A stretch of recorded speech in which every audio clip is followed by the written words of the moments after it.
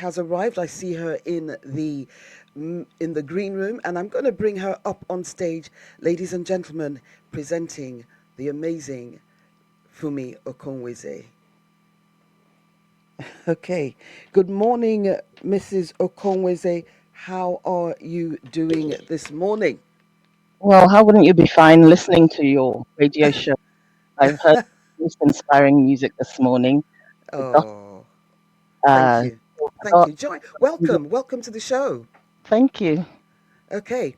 So, thank you for joining us. Thank you for taking the time out of your busy schedule. So, Mrs. Okonweze, and we'll call you Fumi for the purpose of today, she is a relationship coach. Now, I was reading up on your synopsis, my dear, and your journey is quite fascinating to say the least. Languages at uni to chartered accountant, banking, and now a relationship coach. Tell us a little bit about that. Give us a little walkthrough about how you this all came to be. Yes, in order not to sound like a jack of all trades, I started out in with languages at university. I had a flair for languages. I loved it, and I had always thought I'd work in uh, international corps, some sort of foreign service or something, using the languages. I did French, Russian, Italian. But I didn't find what I was looking for, and I had a lot of people around me when I was around that time, all studying accountancy, and they all seemed to be thriving in their careers. So I thought, hmm, maybe I'll do this. So I went and enrolled, and I enjoyed it. And it was a pathway into investment banking. In fact, that's what all those girls were doing at the time. And I've had a very long career as a chartered accountant in investment banking for about over 25 years or so. Mm-hmm. As for the relationship coaching, that's something that fell on my lap. It was a career that found me based on my own personal circumstances. Mm-hmm. Writing, I've always written, but I put something together based on my experience, and yeah, it's come with TEDx speeches and all these other things. What can I say? Okay, fantastic. So, moving on to your books. Okay, what are your books about, and who are they for? What is your Right. target audience here? Okay. So I have two books, and needless to say, they're about relationships. I've got Mm. Restore Your Broken Marriage and Create Your Happily Ever After. Both books are soon to be released. By the end of April, they should be out. Mm-hmm. Um, they are for people in relationships, basically, conjugal relationships. And the first one, Restore Your Broken Marriage, is a practical and personal guide for those struggling in their relationships, those who are on the brink of breaking up, those who have broken up, or those who just want to add some spice into their love lives. Mm. So there's a little bit for everybody. But I'd say one thing, you know, the principles are the same, and these principles can be applied to any relationship, familial relationships, um, business relationships. Mm. Yeah, and the other book is called 15 Ways to Spice Up Your Love Life, and it's an offshoot from the original book, and so Mm-hmm. it says exactly what it does on the tin, or it does exactly what it says on the tin, I should say. Exactly what it says on the tin. Spice up Yeah, your love life. So, just exactly. 15 ways to do that. Yeah, and Fantastic. even the first book, also the name, Restore Yes. Your Broken Marriage and Mm-hmm. Create Your Happily Ever After. It's Okay. exactly what it says. Yeah, we'll be talking about that happily ever after later on. But so, can you share a little bit about your personal journey? Your journey, what led you to write these books? Right, so I got married, like many of us did. And you know how before you get married, when we're younger, we're brought up to believe in this fairy tale of happily ever after. And then you get there and realize, you're taken over by the euphoria of the wedding, the honeymoon period, and you think that once you've done that, then you both will walk off together in the sunset to live this happily ever after. And then you get there, and for many people, things start to go south. Yes, And that's why we've got like 50% divorce rate in many countries absolutely. around the world. Mm. So I was one of those people that I just found it a struggle. Nothing ever seemed to go right. We had children, then when they came into the mix, it was just one argument after the other, and it eventually led to a breakdown in my marriage. In fact, a breakup of the marriage, and on that, well, I'll just go back a little bit. I'll try and be as brief as I can. Mm, On the day that my marriage broke down, I had a major issue at work. There was a particular person who was trying that I didn't get on with, who was trying to get me out of the system. So those two things happening on the same day got me down, got me faring. I was thinking, how come two major things in my life are being pulled out from under me on the same day? mm, So I started to get fearful, and I kept thinking, I don't want a third thing to happen. And from that, I started to research, to I didn't want to attract something else, something negative to myself. And so I started to research, and it was during that research that I started to find tools to repair my relationships, both at work. So when you said you did some research, Mm. what did you actually research? What was it you Well, went looking for? well, it came from a place of despair, Mm, right? I was in deep despair, as you can imagine. Those two things happening on the same day, and then I mm, had children, so I couldn't even break down. I had to stay strong for them. mm, So, and when it was quiet at night, and I started to think, two things happened, and I started to panic. Oh, so I reached out to God. I started to pray, and I was just scared, and was just looking for anything, books, anything that would that would help me. Um, and so that's how the research started. And every day I would find something, and I would think, oh, this is too text laden. I want something more, something more simplified, something that will tell me what to do to get out of this. mm, And eventually I found something that really resonated with me. And as I started to um, it was called The Secret, actually. mm, And I started to listen to this. I was listening to the audio. It started to inspire me, and the biggest thing, or the main message in The Secret, is that whatever you sow, you reap. So this is how it all started, and it made me look inward and realize that your relationships begin with you. What are you putting out there? What are your thoughts? How do you present yourself? How do people see you? And when you start to work on that, you start to attract a different type of person towards you and repair your relationships. I mean, there are other steps, but obviously it all starts with you and taking responsibility and understanding that no matter what relationship you're in, even if you feel you're the good guy, you are a co-creator of the state of that relationship as it is at that point in time. Okay, so really, apart from the research and the secret, you started to take accountability for your part in it. Absolutely. And it was Fantastic. during that time taking that accountability, I started to make notes of what I was doing, what made me feel better, what made me sleep better at night, how I started to feel more positive. All those things, I started to do them, and I started to note them down. And at the end of the whole journey, when my job was restored and my marriage was restored, I looked at it and I thought, oh, actually, I have a book here that could help other people. Because out of all Right. that mess, there was a message that Yes. was worth sharing with other people. Because, sometimes things happen to us and we're thinking, oh, why me? Why me? But if you look properly, there is always a learning element to it. Every cloud has a silver lining. So So from that, basically, every message has from a every mess, mess. there's a message. From every mess, there's a There is a message. I like message. that one. From every Yes. mess, there's a message. And Absolutely. from every test, there's a testimony as well. Absolutely. There you go. The wordsmith is in play here. Okay, fantastic. And I mean, you talked about what inspired you. Obviously, the inspiration to write the book was obviously part of your experience, and then you went seeking, you went searching for answers, and then you came to the secret. Is there any more that you can add to that inspiration? I think it's the best part of it was finding myself. And I know it sounds very cliche, but we go through life a lot. Well, most of us go through life, and we sit there and we judge others. I'm not talking necessarily about myself, but we all do. We all judge others without really judging ourselves. And I don't mean judging ourselves in a negative way, but looking inwards and thinking, does this part of my character serve me? Does it help me in my life? How does it help how I present? Does it help me um, with being happy? So we don't do that full MOT on ourselves and, look inward.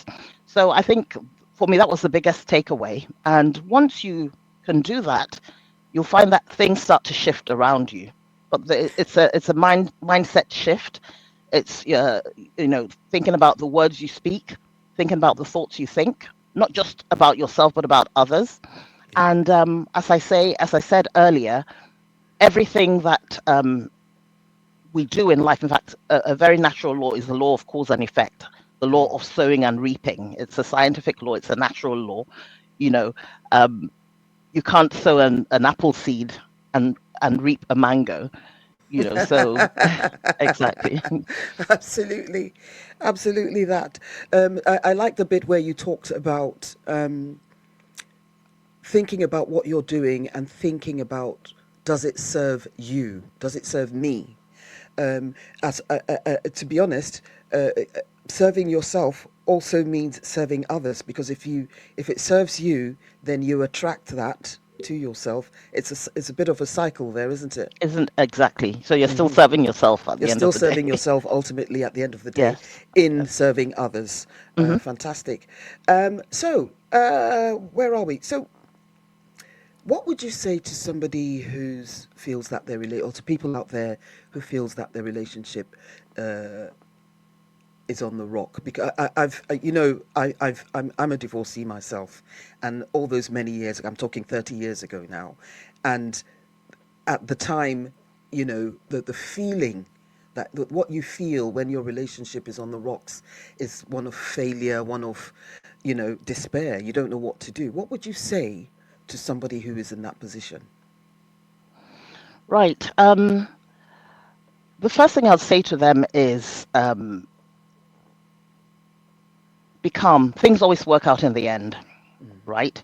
So whether that relationship be for you or not, the important thing is that you are all right. And there is a system that I created actually during that time. I didn't. It wasn't a deliberate creation, but it was something I put together and then I started to use, and I call it GLAD. Um, and this was what helped me start to shift my mindset and tap into the fact that I can actually rewrite my own relationship story. And I'll tell you very quickly what GLAD, it's a acronym, what it means. So the G is for gratitude. So in the midst of all that despair, you know it behoves you, the best thing you can do is look away from it and start to look at the things that you're actually grateful for. So start to make a list. So once you start to look at the things that you're grateful for, it actually helps to start to shift you away from the heartbreak, from the despair. So because the more you give energy to something, the more it expands.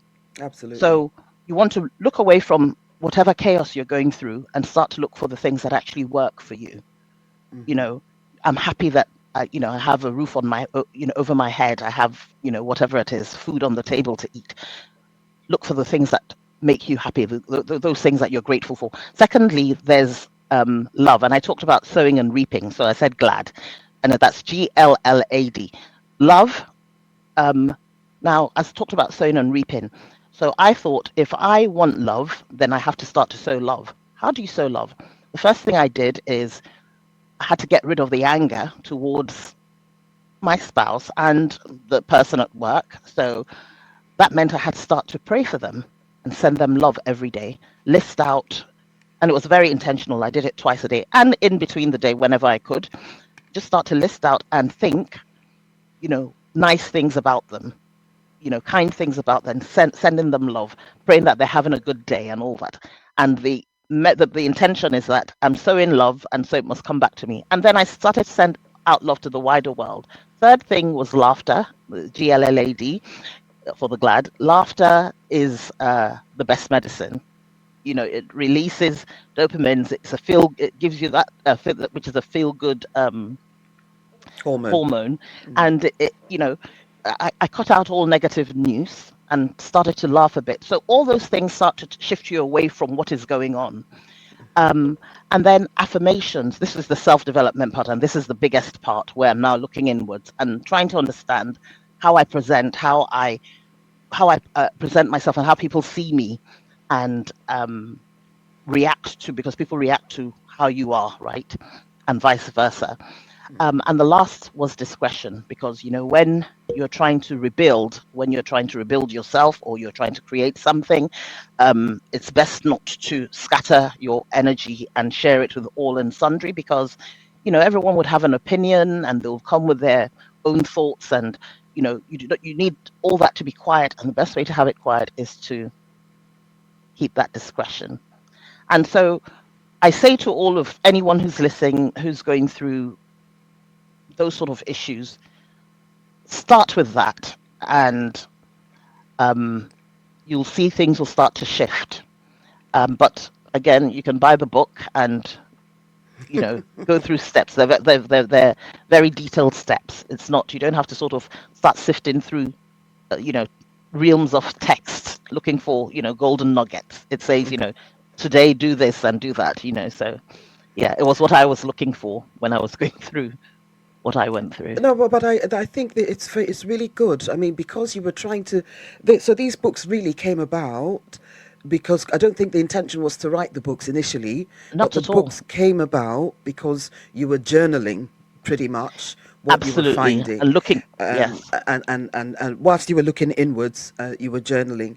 And I just want to repeat that GLAD, and it's GLLAD, Hmm. and it says gratitude, love, laughter, affirmation, and discretion. Absolutely. Okay, cool. That's really good. I'm actually quite impressed with that so far, and I've got Thank you. to ask you another question. I said we would come back to this. What does happily ever after actually really mean? Because I've got to tell you, I don't believe in fairy tales. Okay, and they all lived happily ever after, and to me that's a fairy tale. So you tell me, what does happily ever after mean from your perspective and from your experience? I like that. Mm, And they lived happily ever after. That's yes, where that phrase is coined, because yes, we all had, most of us had those fairy tales when we were yes, growing up. And yes. for me, I was a hopeless romantic as a child. I always dreamt of that princess dress when I'd get married and waltz off into the sunset to live my happily ever after. But you'd notice that in those fairy tales, the story always ends there, doesn't it? We never quite know what that looks like. But when we are in a relationship, when it's a romantic relationship, something leads to that marriage and you think everything is going to work out well. And I realized during that research that nobody, I mean, there might be some people, we actually don't prepare for marriage. We're not prepared for marriage. We're not prepared for the complexities of navigating what we call marriage, communication, resolution, conflict resolution, communication skills, actually looking after our home, making sure that our needs are met, all those things. We just get into our marriages and we keep our fingers crossed and hope for the best. And we make things up as we go along. But in everything we do in life, there has to be a strategy. And happily ever after, there's a writer called Fawn Weaver. She says happily ever after is not a fairy tale, it's a choice, right? So happily ever after looks different for everybody. That's number one. And it will be a place where you feel fulfilled and you feel happy in your relationship. It's a place where, you and your partner, and in the early stages when you were going through the honeymoon phase, you're sort of sitting there and looking at each other. But happily ever after is after those few years, you're both sitting side by side, looking together towards a particular goal, and you're both walking together towards that goal. You see yourselves walking together towards that goal. But the most important thing about happily ever after is defining what your happily ever after is, because my happily ever after is different from your happily ever after. And likewise, my spouse's happily ever after might be different from what I'm thinking it is. So it is defining it actually probably before you even get married.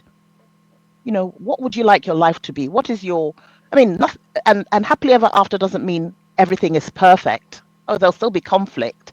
There'll still be arguments. There'll still be tiredness and all the things that happen with, the normal things that come with life. But it's having that space where you feel, oh, now this person accepts me for all my warts and all. They accept me warts and all, and vice versa. And you can see your spouse as a human, and humans have flaws. Yeah. We have our good days and our bad days, and it's wanting to choose that partner over and over again. So these are ideas of what happily ever after looks like, and it's knowing that, okay, though we have a conflict, we know we're going to look at it and resolve it together, right? We're here for the long run, for the distance, For the to run long the haul, yeah. distance, for the long haul. That's the word I was looking for. Thank you. Right. So does that answer your question? It does. It's amazing because yes, we think about happily ever after, and they all lived happily ever after. And what you've described, it's still that because, but it's not a fairy tale. No. It's about understanding things like problem solving, conflict resolution, and all of that. Each party understanding that, and then each of you. During the after the honeymoon phase, where you're gazing into each other's eyes, now you're sitting side by side and you're both walking into the future together with a common goal, basically. Absolutely. Fantastic. I like that. That's really good. And I hope that people are getting these nuggets. You get the nuggets today, but hopefully you're going to be buying the book as well when it is launched. So, where are the biggest mistakes? What are the biggest mistakes couples make regarding conflict? Right. So I'm going to read this. It's not long, but I just want to get it completely right. So it says that conflict isn't really the problem; it's unresolved conflict that is the problem, because conflict is a normal part of any sort of relationship, because we're all different people. Yeah. Right? And one of the biggest mistakes is that we focus on being right when there's a conflict. We focus on being right rather than resolving the issue, right? So one of the biggest mistakes is knowing that your relationship is a separate entity from yourself and your spouse, and that when you're looking out at your relationship, you want to do what's best, not for yourself, but for your relationship. So you've got to drop the ego and, drop the, oh, I'm right. You didn't listen to what I said, blah, blah, and say what will help our relationship grow stronger. So that's one thing. And another thing that I would say, remind me of the exact question again so I can get the answer I said, completely what are right. the biggest mistakes that couples make regarding conflict Right. So that's when one of dealing the with mistakes. conflict? Yeah. Right. Another mistake that people make is that when something arises, naturally we want to sort it out there and then, especially when you're living together. So you start to talk about it, but in the heat of the moment, you can bet that someone's voice is going to be raised. There's going to be an argument, and an argument can never, though it's a form of communication, it's not a form of resolving conflict. So Absolutely. what you have to understand is that with resolving conflict, it has to be very intentional. You have to come there with the intention to resolve the issue. You have to come there with the intention to listen. You have to come there with the intention to take responsibility. You have to come there with the intention of not casting blame. In my book, I talk about when you're talking about things, that maybe your spouse has upset you, and you can say certain things to them to express that they've upset you. Um, you can say it one way, and then it will escalate things, and you can say it in another way where they would have empathy. And normally, things will be escalated if they feel that they're being criticized or blamed. So there are techniques that you can use where you could say, Oh, let me see if I can pull an example out from my book, if I can remember. Yeah. So, for example, if I could say to my spouse, I'm tired of you going out all the time. We don't spend any time together anymore. Mhm. You know, do you not, when it comes to your friends, you're happy to go, but blah, blah. Or I can say, hey, lately, we've not spent much time together. It'd be nice if we could go out and do something. Now, I'm saying the same thing, Mhm. but there is no criticism or blame. Mm. So I'm just talking generally, but those things come with practice. A good relationship is an intention. You have to be intentional about it. Mm. That things don't just always fall into place. So those are Absolutely. some of the mistakes that people make when they think about conflict. And well, you've just. My next question was going to be, how can couples resolve conflict better? Now, just let's bear in mind that not all relationships are married relationships. People may be cohabiting. Absolutely. And also this, whilst your focus really is on marriage, because obviously you're married, you've said at the beginning of the show that this relates to any relationship. Every It could be relationship, it because could it's be the a same professional relationship. relationship. It could be Absolutely. between friends. It Hmm. could be between spouses, And and all of siblings that. or Yeah, and parent, siblings. Yes, filial absolutely. relationships, which is the Yes, yes. relationships with parents and So kids. Yeah. my next question was, how can couples resolve conflict better? And I think you've touched on that based on the Yeah, and I last think, question. yeah, Yeah. just to quickly say, yes, I have Mm-hmm. touched on it, but Mm-hmm. it's having the intention to resolve the Mm. issue, Mm-hmm. not your. So it's what do you want? Because some people just want to come in there, and give their partner an uppercut, state things, and go, go for the jugular and vent. Oh, Do you know what I mean? oh, They don't I really tell want you, to. They don't really uh, want to resolve the issue. they They give just their want to, partner an uppercut. absolutely. Yeah, it's Uh, like going for the juggler and the giving it to them and saying, I am right. So the um reason I laugh so much, I might touch on my laughter later on, after this interview. But yeah, it's, yes, I hear you. You just want to wade in there and prove that you're the yes, right person, and take the moral high absolutely. ground. Absolutely. Yeah, So tell us about your, because I've seen you on YouTube, by the way. All right, yeah, twice. yeah. Okay, so if you didn't know, to all our guests out there, that this is Saturday Sunrise, and we are talking to our very, very special guest, a relationship coach, Funmi Okonweze. She's talking to us about her journey. She's talking to us about her books. She's giving us some little nuggets about relationships and resolving conflict in relationships and seeking your happily ever after. She'll also be talking about 15 ways to spice up your marriage. She's not going to give you those 15 ways today. You got to buy the book for that. But I'm sure she'll touch on one or two. So, my next question really is about your TEDx talks. I've seen them, they've been very good. And you won editor's pick, apparently. I did. I was very surprised to be an editor's pick, and that is it's It's an it's a accolade bit of an that's reserved accolade. for It's 1%. yeah, less than 1% of TEDx Yeah, speakers get yeah, picked as an editor's pick, and that means that TEDx will promote your speech and push it yeah, out there because they think it's a message that is worth hearing. So I yes. was I mean, when you go into it, it was my second one. I did one in 2023 in South Africa, and that Mm, actually was around restoring your broken relationship. It was around my story. The second time, I was looking at relationships from the perspective of of digital natives, the mhm. digital age, and Okay, how so it's affecting the younger people. okay, The so let's talk colon. about the first one. Let's go Sure. into the, because so we're talking about the TEDx journey now. So let's Yes. talk about. But before we move forward, I've got to give you a round of applause for being awarded that editor's pick. So here we go. Thank Oh, you. sorry. Let's do that again. It's not loud enough.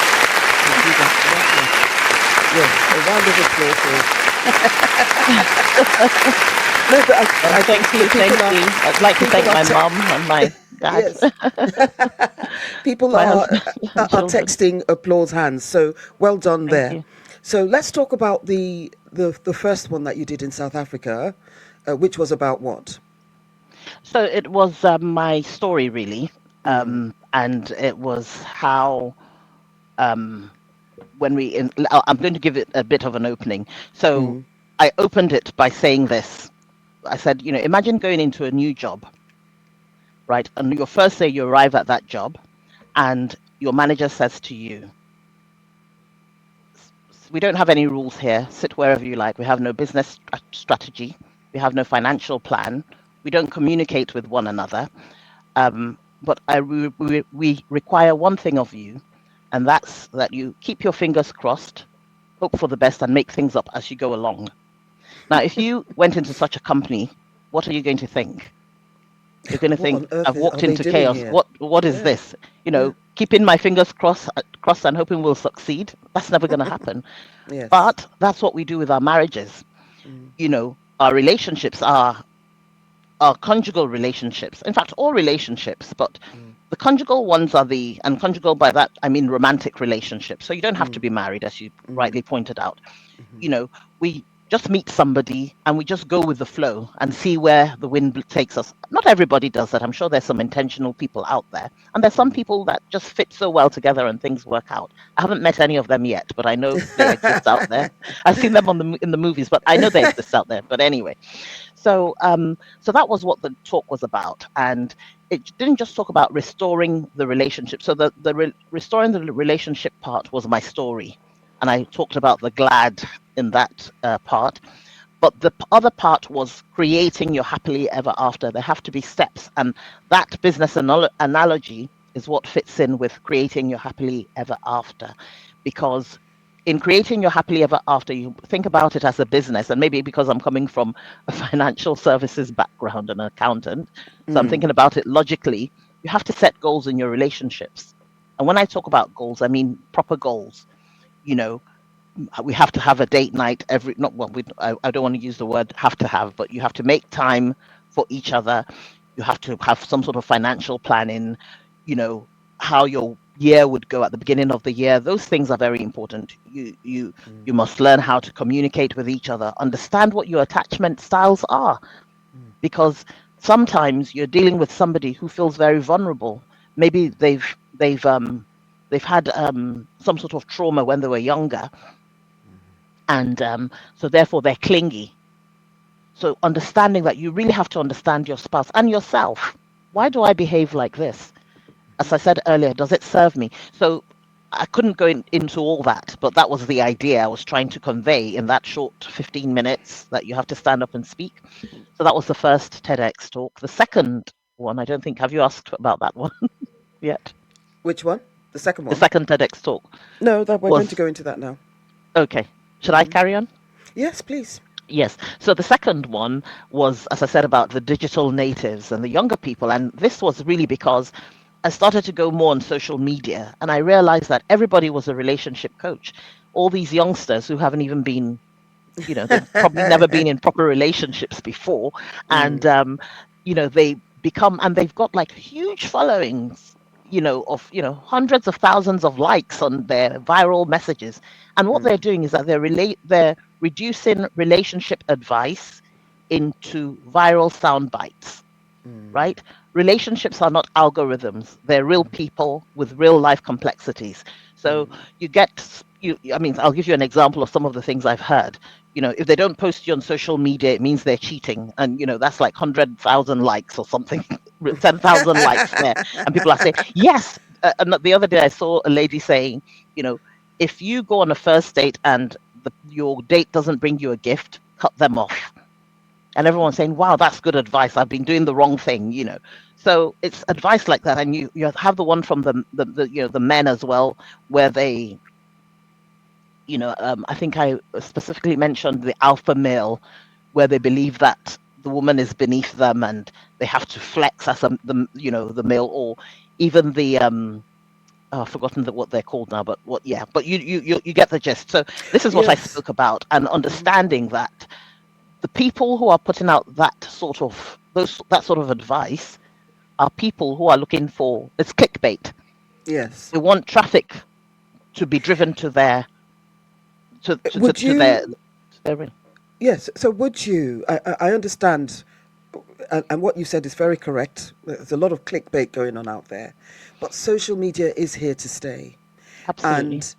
and therefore social media will be used to As a relationship coach, it's become the go-to relationship coach for well, youngsters. well, maybe it's the influencers Hmm. who are posing as relationship coaches, but no doubt you would use social media in that way as well, would you not? Well, I think one thing, I mean, there's some, I would say, guidelines that it would be good to speak with these, those who run these platforms. Hmm. And I think some of the things that would be helpful is that would be that when you're listening to what is being said, Mm. don't just take it as, oh, wow, this is fantastic.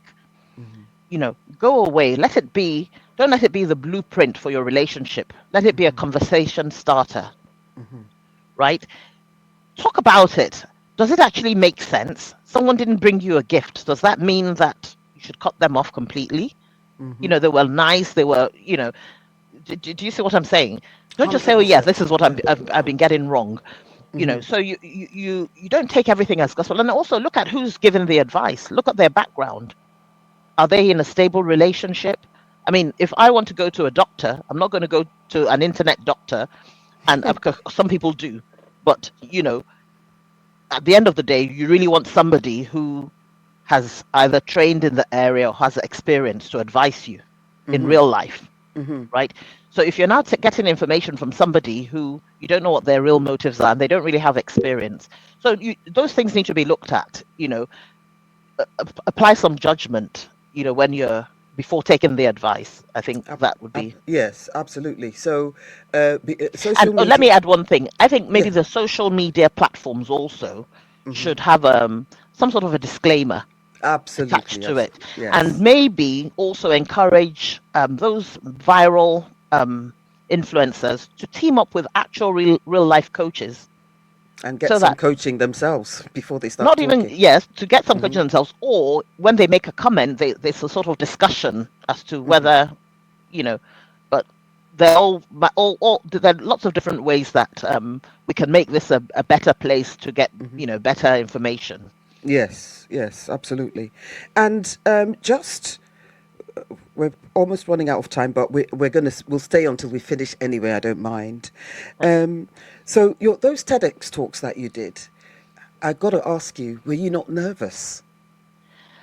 It's interesting because before the one I did in 2023, I did one last year in New York. The one Mm. before that was in South Africa in 2023. Before that 2023 speech, I had never made a public speech in my life. Yeah. Um, I've always been shy. Well, I'm not a shy person, but when it comes to speaking, I wouldn't want to get on stage, Mm. but and speak in front of people. I was self-conscious, and I even remember at my dad's funeral, I couldn't even. I was meant to get up and say a speech, and my sister. I wonder who she is. Uh, my sister had to do all the speeches because I Mm. wouldn't get up. But when the opportunity came to me, I just thought, you know what? And I had a coach at the time who said, because I didn't even want to post on social media. I was like, why do I think people want to hear from me? And she said, no, take it away from you.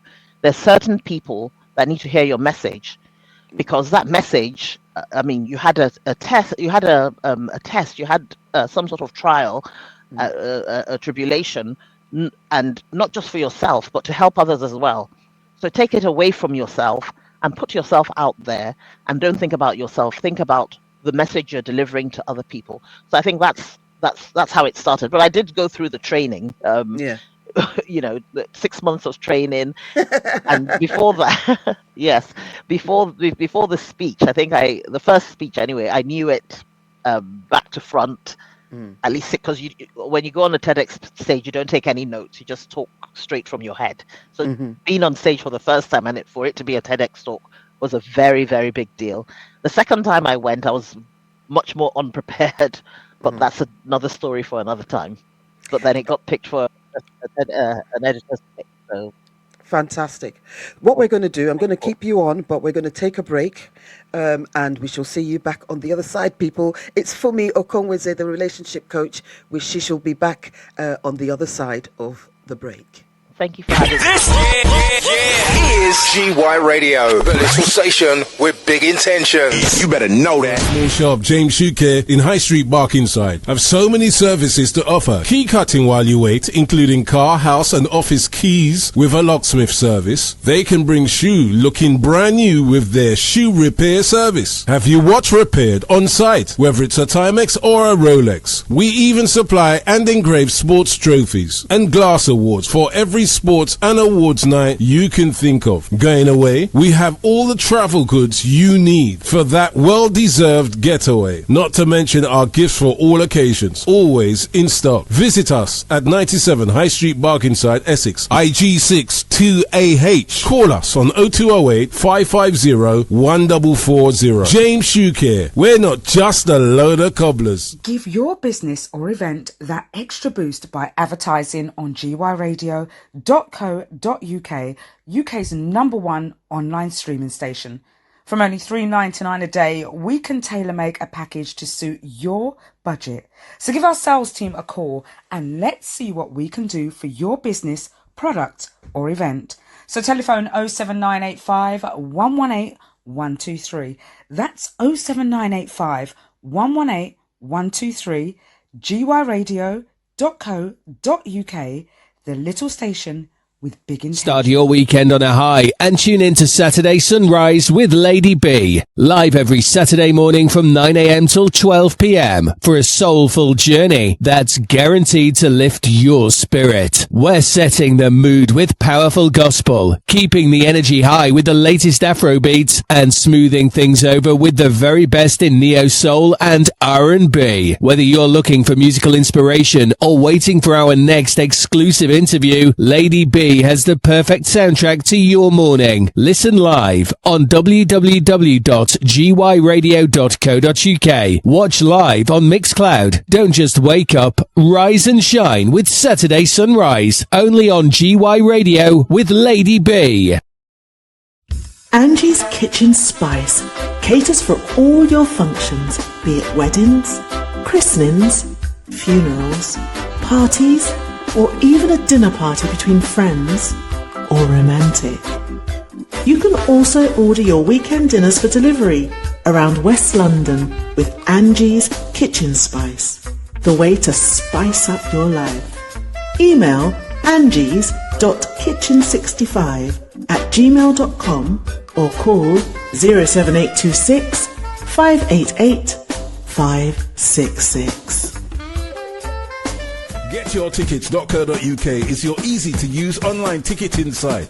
GetYourTickets.co.uk is the site for all events and party goers. GetYourTickets.co.uk is the site designed for promoters or event organizers. GetYourTickets.co.uk. Log on and choose your next event today. Worldwide, baby, with DJs from London, Birmingham, Wolverhampton, Coventry, Nottingham, Northampton, Wales, Essex, Bournemouth, Leeds, Manchester, and the USA. We are GY Radio. There ain't no other station like this. Oh yes, we are back. We are back. And if you're just joining us, welcome to Saturday Sunrise with Lady B. We have a special guest in the building. We have a relationship coach, Funmi Okonweze, and she's been talking to us. It's been riveting, I've got to tell you. She's been talking to us about her journey, about her books. What are the name of your books, Funmi? I have Restore Your Broken Marriage and Create Your Happily Ever After.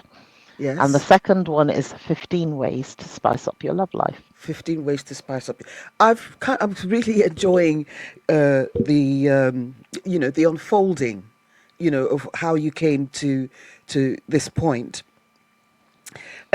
So, two things. Where can we get the book? Is the book already ready to buy, or You pre-order it. It will be out by the end of April. So you can pre-order it on my website, my marriage handbook.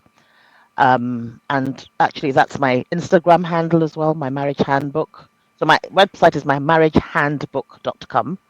And then, Okay. of course, the Instagram is at my marriage handbook. TikTok is at my marriage handbook. And yeah, you can purchase it from there. It will be out on Amazon and all the other platforms by the end of April. But pre-order it. So to That pre-order, do we go to the website to do that? yes, yes, I have a link. Yes. So I've Which I posted the link to both Mixcloud chat rooms. If you're in the GY Radio Mixcloud chat room, or if you're in the Lady B Mixcloud chat room, the links are in there for the benefit of those who are listening. It is to pre-order. You go to mymarriagehandbook.com. and just press on the bookstore and then press on the bookstore, and the and books you will come be up able there. to pre-order from So from mymarriagehandbook.com, and the Instagram handle is at mymarriagehandbook. Yes. The TikTok handle is at mymarriagehandbook. Yeah. Absolutely amazing. Now, do you have any? Now, before I get to that, I just wanted to, because you asked me this question just before we came on air, and said, "Do people need to know a particular thing?" And what was that particular thing that you asked me about? I tried to hint at it a little bit earlier. I know. When I said yes, when I said at my dad's funeral, my Yes. sister had to do all the speaking, Yes. and I was saying, I wonder who that is. All right. So just so you know, ladies and gentlemen, Funmi Okonweze and myself, we are sisters. Yes. Didn't you know? Same mother, same dad. We grew up together. So, and that The was only why two girls. we were the only two girls in our family, and we're closer in age. And when she earlier on in the show, she's mentioned something about going for the jugular, and it made me laugh really heartily, because really that's how it was when we were growing up. We would go for that jugular, that who do you think you are, and all that sort of stuff. So it's amazing to see how we've turned out, and how you've turned out in actual fact. Providing these nuggets, it's very, very important. I think it's very important, and I agree with everything that you've said regarding relationships. I've got to tell you, I've got to thank all our viewers. We have so many who are watching and listening in. I've got to thank you. The one thing I wanted to find out from you, somebody said, yeah, Missy Umude says, we know your siblings. Yeah, you know that because you know us.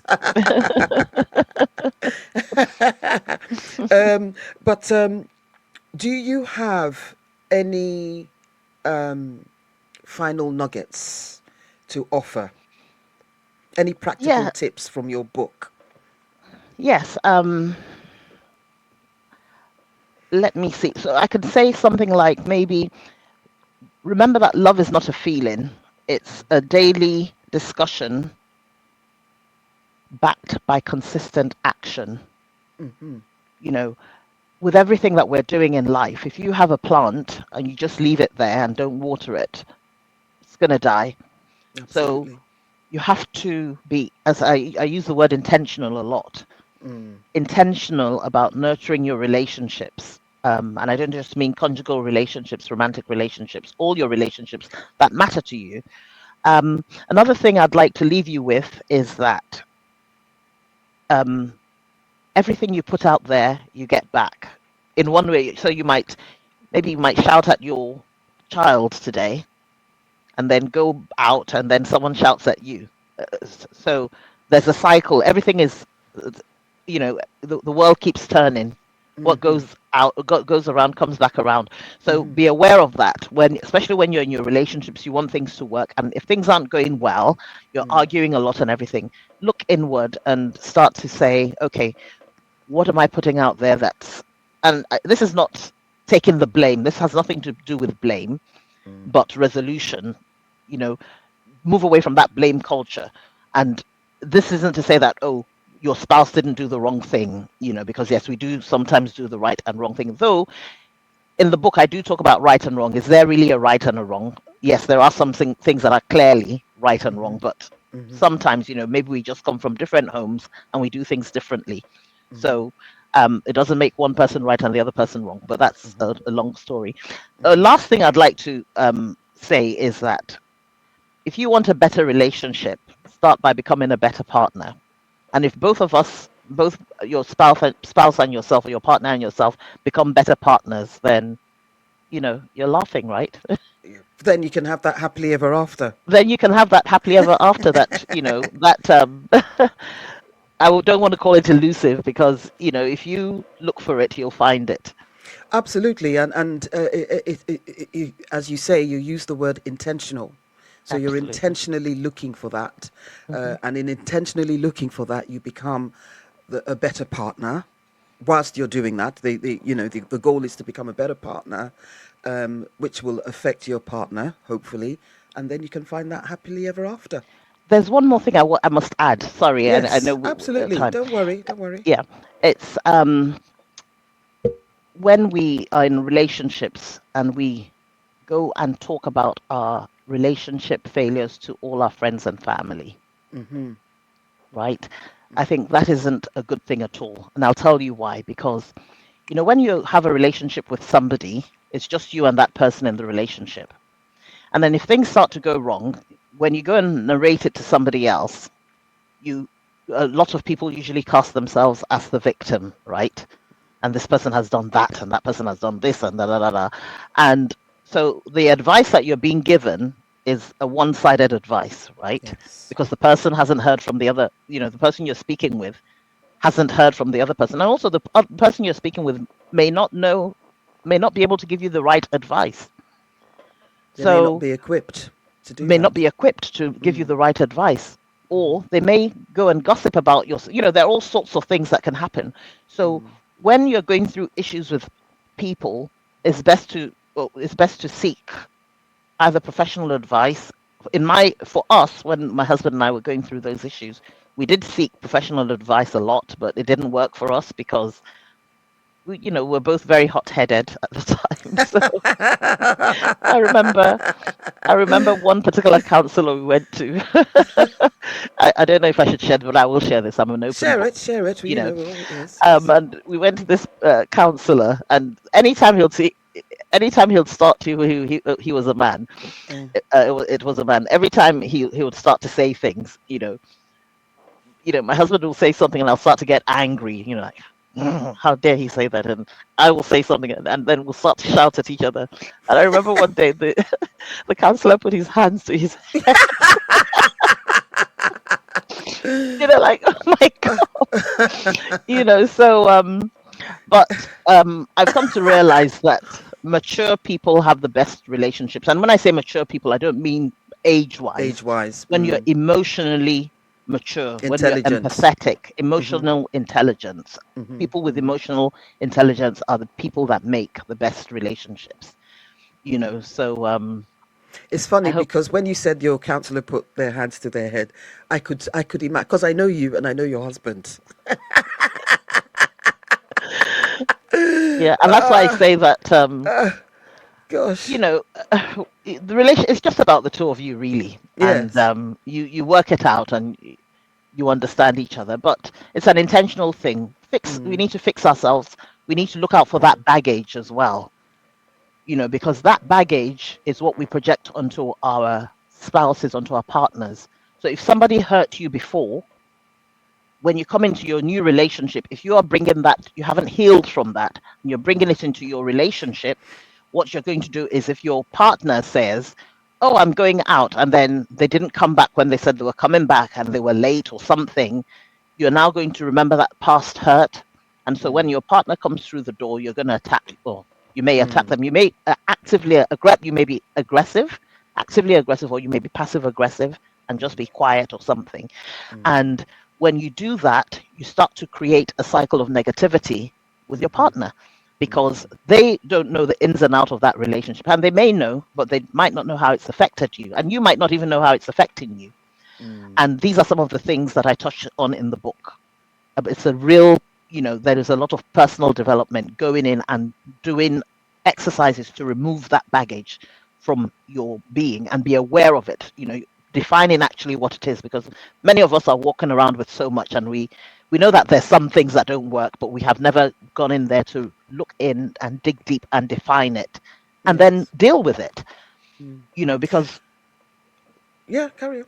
yeah, because I use this analogy in my first TEDx talk, and I said, if you take two big bags, like you go to the grocery store and they give you bags without handles, and you hold one up in one hand and hold the other up in close to your chest, and you walk into your home and try to hug your spouse, you can't hug them. You'd have to lose the baggage first, right? That's right. Before you can draw someone close to you. That's so your right. baggage doesn't allow you to see your spouse, and it doesn't allow your spouse to see you, because it blocks. It blocks the way. So absolutely. If you are a hurt person, and there's a saying, hurt people, you're going to start to hurt your relationship. So we have to deal with ourselves, really. And that's why it says, I remember when we were younger, there was this song by George Benson. I don't think he wrote the song, but he sang it, The Greatest Love of All. Yes. And when he said, learning to love yourself is the greatest love of all, I didn't quite understand what it meant at the time. But loving yourself is dealing with your baggage. It's understanding who you are, and actually loving yourself for who you are, forgiving yourself, and knowing that you're a whole person, and as a whole person, you then can pour into your relationship. Absolutely. So, yeah. So the final question that I'm going to ask you is that I know this book has been written for people in relationships, whether it's professional relationships, whether it's conjugal relationships, romantic relationships, friend relationships, and all that sort of stuff. Will this book appeal to people who aren't in relationships but are looking to go into a relationship?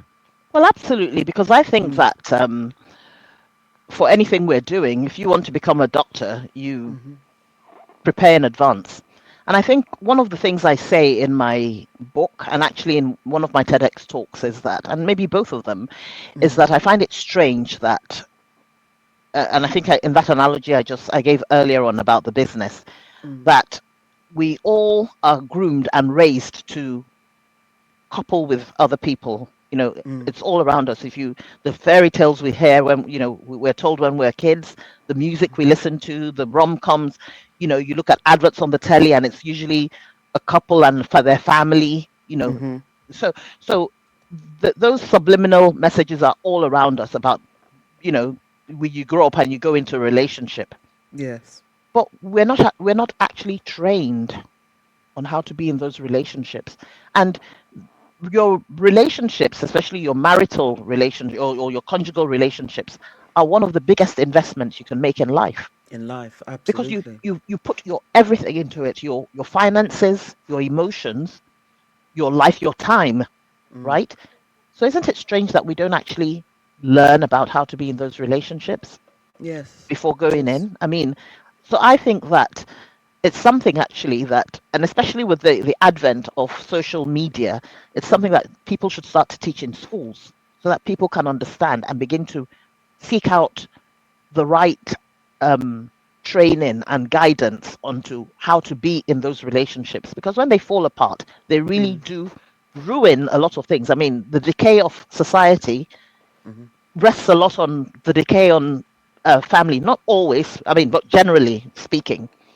Because raising a family or a child takes a village, right? Yes. And so even if you're not married, at some point you will be in a relationship. You can read the book and you will learn a lot. Start to deal with your baggage already. Yes, absolutely. So start to make yourself whole before you get to that make point. yourself whole and be prepared. There is this verse in the passage in the Bible that talks about the virgins who are waiting for the groom, and I know it's talking about Christ, waiting for Christ, but I always liken it to, there were I think there were 10 of them. 5 had 10. oil in their lamps, and the other 5 didn't. And they fell asleep. And so when the bridegroom came, they needed the lamp, the oil in their lamps, and so the ones with the oil went in with the bridegroom, and then the other ones were running to go and look to buy oil. Prepare yourself. Learn about this. If it's something you want to go into, learn about it. And even if you don't want to go into it, we all have relationships, right? And, I always say this. If you have relationships that are there's always an issue in your relationships, right? You always remember that there's only one person who is in all those relationships that you're having a problem with, and that's you. Yes. And as I said earlier, this isn't a blame game or anything. This is so that we can really get to the bottom of what is going on. As I said to you on that day, earlier on the day that my marriage fell apart, so did my relationship at work, and or my situation at work. And though both were restored, thank goodness, Yes. it made me look inward and say, I'm that same person in the workspace that's having that chaos, that problem, and I'm having the same chaos at home. So what am I putting out there that is making this happen? And it didn't mean that I felt the other people didn't do the wrong thing, or maybe they did, maybe they didn't, or whatever. But it made me But look it wasn't inward about and what say, they did. absolutely, it was more about to do, so that I didn't have to suffer. Yes. And I could have a better experience in life. We've only got one life to live. It's not a dress Absolutely. rehearsal. So it's important that we get the information. So yes, anyone can read the book for information. We read all types of books and for the fun of it. So this could be one of them. Well, absolutely, absolutely. Well, just before we go, I'm going to just say what Yetunde Coker says. She says, "Oh my gosh, I thought I could see a resemblance between you and Funmi. Lady B," she says, pleased to meet you, Funmi. Enjoyed hearing you talk. And there's so many people that are sending messages and agreeing with what you've said here. And as we said before, the book is ready to pre-order. It will be released. The book will be released and launched at the end of April. Did you say? Yes. Both books, and the first book being Restore Your Broken Marriage and Create Your Happily Ever After. You can get that at mymarriagehandbook.com, and then you click on the book logo there, and you will be able to pre-order that book. Yes. The bookstore. And yes. Also, you can get the 15 ways to... We didn't talk about 15 ways to spice up your love life. Yes, so I'll go into it very quickly. Just give us a few Yes, minutes. it's exactly what it says, and it's a fun book. It's for couples who, you've been together, and actually not necessarily for a long time. Life, and everybody's busy, and all of a sudden you realize that your relationship is on the back burner. Everything else comes first. Yeah. So it is what I say in the book. A way of making ordinary days extraordinary, from little intentional things that you may do that will actually spice up your love life. So it doesn't have to be grand gestures, just those little things make a whole load of difference. And I've got 15 big things there. I throw in a couple of bonuses at the end, and it's a little fun book. It's got illustrations. It was fun to create, and it came out of the other book because I was talking. I do visit a lot of things, in the second part in Creating Your Happily Ever After. I'm talking about, being intentional in your relationship. I talk about, I hope we don't have any young listeners here, sex. I talk about all sorts of things, that you will encounter in your relationship. And that's in the Creating Your Happily Ever After part.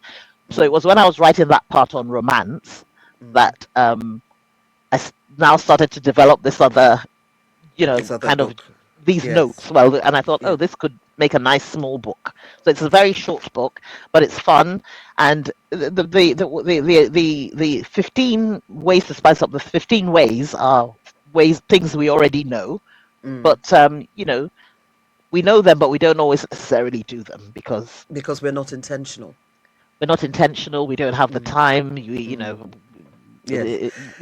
think to do them. Yeah. Do you and your husband actually follow the instruction in that book? I've said to him he needs once once it's out, I think my daughter might be listening, so I can't lie. But I don't know if my son You is. can't lie, you know. Yeah, so I've Oh, said to him he needs to buy both books, and I think he started to read. He was proofreading the bigger book, the Restore Your Broken Marriage, yes. and sometimes I'll hear him laughing and saying, huh. I just said to him, buy the book and let's use it together. So yes, we're all a work in progress, but We the are all good a thing work is in that progress. we want to work together to, Absolutely. And I mean, and I to think be that's honest, it. I can see that in both of you. I mean, I knew where your relationship was all those many years ago, and I see you guys today. And to be honest, I'm quite amazed. And I'm not just saying it because I'm trying to sell your book. No, it's true. I am very much amazed at how far you guys have come along. I did think that you were going to break up. But thank goodness you're still here, you're still together, Nearly 30 and years on. nearly 30 years on. So well done to you and to your other half. And well done to you for coming onto the show and talking to us about your books. It's been an amazing ride. I've thoroughly enjoyed chatting with you like this. It's been Thank a you. long time coming. And don't forget, you can pre-order your book.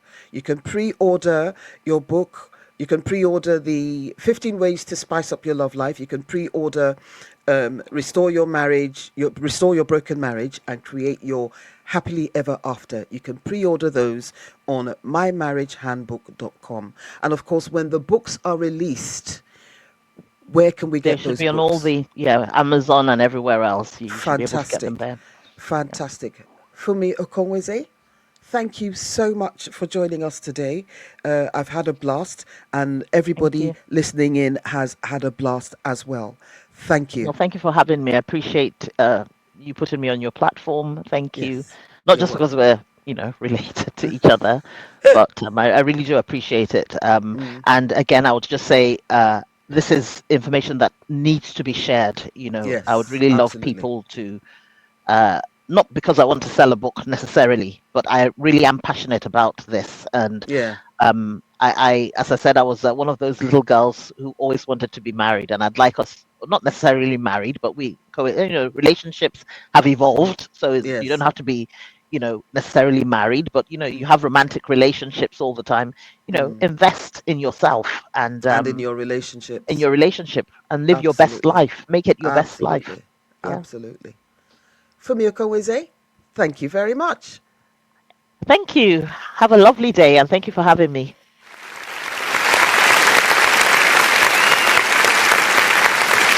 Thank you. Okay, there you have it.